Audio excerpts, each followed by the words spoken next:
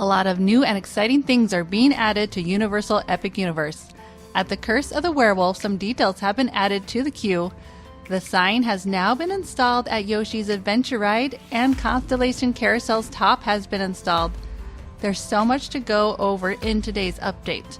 If you haven't already, make sure to hit that subscribe button so you don't miss another update. Today we will start in Celestial Park. This is the central hub. The center ride is Constellation Carousel. There's a lot of activity going on around the fountain. A few concrete half-cylinder shapes have been formed, plus some black grid forms have been placed around the outside of the fountain. These look similar to what was buried in the Wizarding World not too long ago. The very top of Constellation Carousel has been installed. It's been painted with different blue tones. It has clouds and stars to look like the night sky. Seen here is an active installation of one of the skinny panels that goes on the lower part of the archway. The rope is around it as they lower it in place.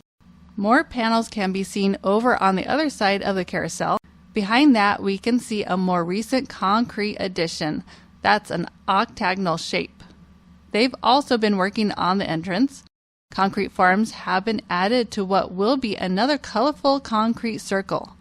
A while back, they worked on adding rocks around the carousel, and more recently, they have been painting them.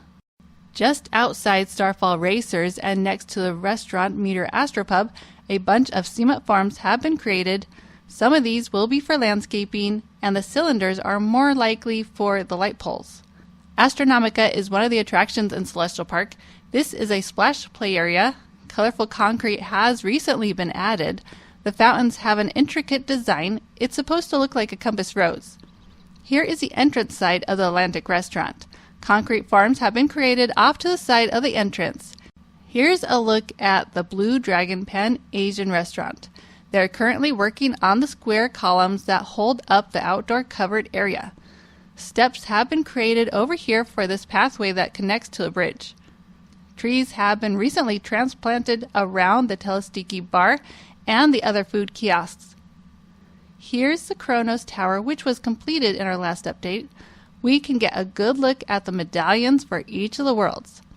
At the entrance gardens to Universal Epic Universe, there is a recent colorful concrete circle that's been added along the pathway. Off to the side, several holes have been dug out to add more trees. Over here, a tree was recently placed in the middle of the concrete circle. This is the admission cells building. Here is the Luna Overlook. This has several small cascading water features. More recent has been the sculpting of rock work along all the water pathways. Eventually, the statue of the goddess Luna will be placed around here. I wonder if part of it will sit on this raised up section inside the basin. Here is the Oak and Star Tavern. More trees have been added around the walking path outside of the restaurant. In front of the Helios Grand Hotel, they continue to work on the front, preparing to add more concrete. Here is a restaurant called Pizza Moon. It's next to the Super Nintendo store, which is located just outside of Super Nintendo World. Here's how the two connected restaurants are looking so far. Metal beams have been staged on the roof of the structure as they prepare to install them. The compass rose design in the concrete has been finished. This is the bridge next to the cascading water feature that goes into the show fountain. They recently painted it blue. This is the extended queue for Stardust Racers. The first concrete circle has been paved. Several more have been lined with concrete so we can see the outline of it. In front of Stardust Racers, they've been working to paint the comet. More paint in different tones have also been added to the rocks around the comet. Construction has started on the pathway in between the Atlantic restaurant and Super Nintendo World. Now let's go over to Super Nintendo World. Over at Bowser's Castle, they removed some of the scaffolding. The bricks have been painted in bluish-gray tones. Two snow-covered question mark blocks can be seen on the roof waiting to be installed. And now the music notes have also been installed. This is something Super Nintendo World Japan has, but Universal Studios Hollywood does not. The notes will light up and play music when you touch them. Here is Funky's Fly and Buy Shop. The tail pieces of the plane have been installed. Behind the track for Donkey Kong Minecart Madness is a wall under construction. This will hide a service corridor. In these photos, we can see the carriage for the minecart. There are two tracks for this ride. The real track is hidden underneath and is sideways. The minecart is on the false track to make it look like riders are jumping over obstacles along the path. Here is one of the obstacles it will jump over. Here is a food stand inside Donkey Kong Country. Recently, the roof has been covered as they continue to finish it up. Some themed elements have been added over here by the track. One has been painted gray. Here is a Piranha Plant Nap Mishap game. Recently, they lined concrete forms around the edges of it and poured concrete inside the forms. On Mount Beanpole, a question mark block has been added with 3 coins on top. Painting has started on the elevator and the snack stand, which is behind it. It is called Turbo Boost Treats. Coins have been added to the top of the elevator. Below the stairs by Princess Peach's castle, the wall has been themed to look like bricks. Yoshi's Adventure Ride sign has now been installed and currently is wrapped in plastic to protect it. Here's Yoshi's Adventure Ride's final scene before going back into the load station. A lot of theming has taken place around what was once just some metal frames. A new theming element is wrapped in plastic and being slowly lowered down to some workers. A cactus has also been added recently. The tunnels that are on the outside of the Shoal building have started to get the covering over them. There's also another Pokey character at the exit of the tunnel. The second set of stairs by Toadstool Cafe have had some theming added to them. Lines have been added to make it look like wood. Framing has begun around the archway, which is the exit for the Yoshi's Adventure Ride. Now, let's go over to Dark Universe. The Burning Blade Tavern is a restaurant that will have fire erupt from the mill every 20 minutes. The sign for the restaurant has been added, however, it does look unfinished. The queue at Curse of the Werewolf now has a themed fence which divides part of the queue. Just as we saw in the concept art, a werewolf figure has been added to one of the wagons. The roof on the barn structure for the coaster has recently been aged. Another building also had its roof painted and aged. This is DeLacy's Cottage. It's a snack stand. It also looks like moss has been added to the roof. Here is the back of the portal. Roof shingles are being added to it. Here is a manor where the main attraction will be. Some theming elements have been added to the top of the roof. Some scaffolding has come down over here so we can now see the windows and the themed elements that frame the structure. On the ground are some themed elements which will frame some of the windows. Some of them have already been placed over here. Here is extended queue for Monsters Unchained: The Frankenstein Experiment. Grass was recently added around the trees next to extended queue.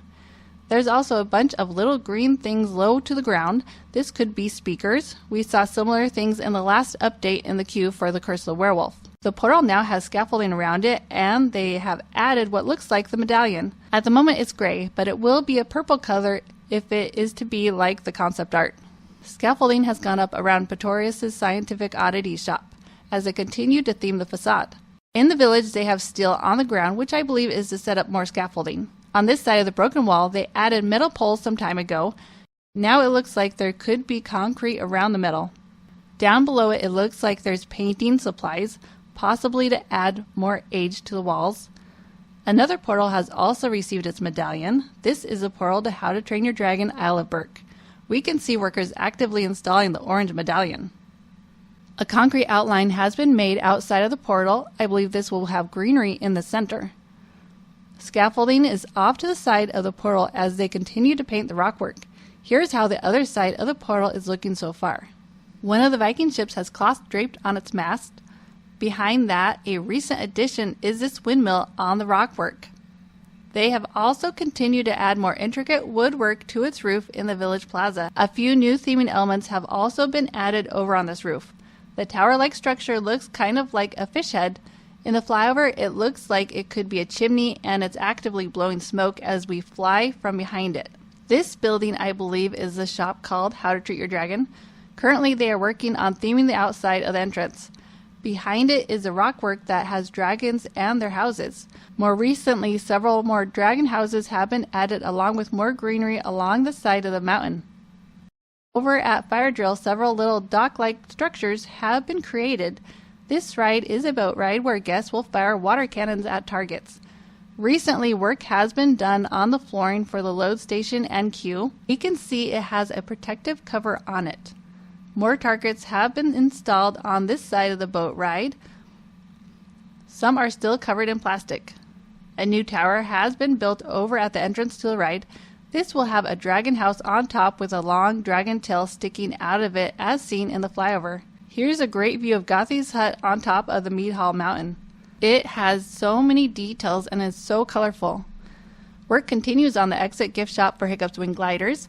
Some new roundish elements are placed in the arch roof above a doorway. These are probably supposed to look like wood beams once they are painted. Some new metal frames have been added around the wall that separates Hiccup Wing Gliders to Dragon Racers Rally. New frames have been added over here as well. This is behind the entrance to Hiccup's Wing Gliders. This is the Untrainable Dragon Theater entrance. One side of the crisscross archway has the covering installed over the frame. Spotted on the ground is another piece that will soon be installed on the archway. Here is the gift shop for the theater attraction.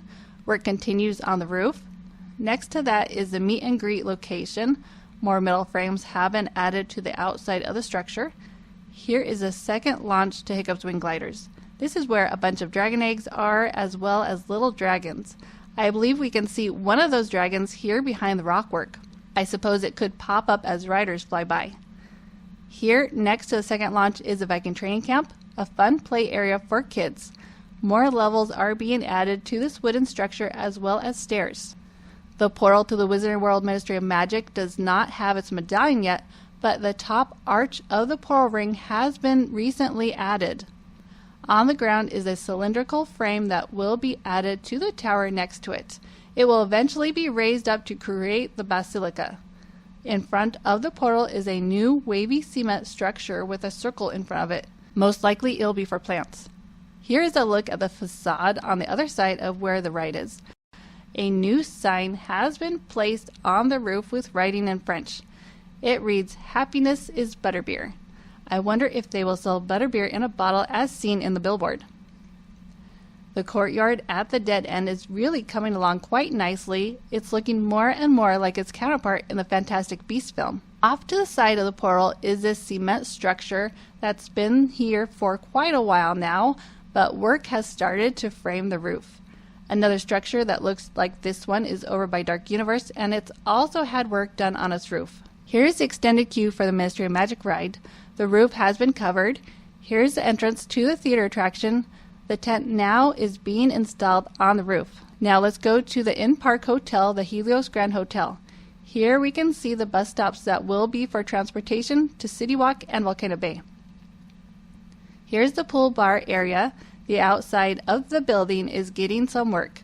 A bunch of concrete rectangles have been created in the pool area. A green round frame has been added at the entrance to the hotel. This has a similar look to what is seen at the Kronos. Here's how the big dome is coming along. We can see a pattern of diamond shapes. The copper is slowly making its way up the dome. The pool at the Stella Nova Resort has more concrete around it. On the rival side, here's the roadway and the traffic circle. The concrete has a pattern to it. Here's the Terra Luna Resort. The colorful reflective tiles are getting closer to being completely installed. This resort also has some of its traffic circle. It has a different pattern and more colorful than the one at Stella Nova Resort. On the pool side, trees have now been transplanted inside the small circles just like at Stella Nova Resort. They are working on completing the concrete around the pool and around the hot tub. That's it for our latest construction update. Thanks so much to BioReconstruct for amazing views inside Epic Universe. Make sure to hit that subscribe button so you don't miss a video. Thanks for watching, and I'll catch you in the next one.